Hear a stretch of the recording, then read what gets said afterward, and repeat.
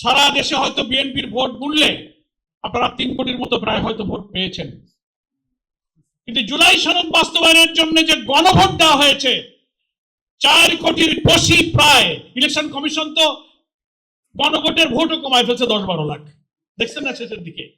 4 কোটির বেশি ভোটে গণভোটে জুলাই সনদের পক্ষে হা জয়যুক্ত হয়েছে।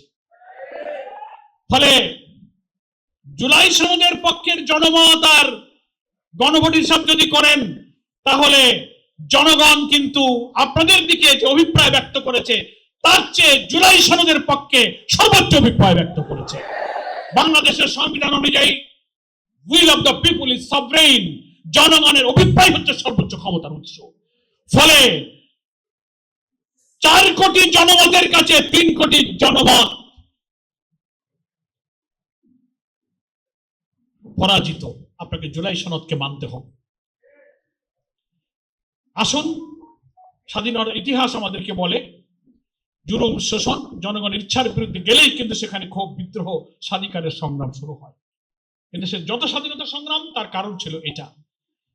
সংসদ সব রাজনীতি বিতর্কের জায়গা। আমরা আশা করব, জামাত ইসলামীর সম্মানিত আমির বারবার বলেছেন যে আমরা একটি দায়িত্বশীল এবং গঠনমূলক বিরোধী দলের ভূমিকা পালন করতে চাই।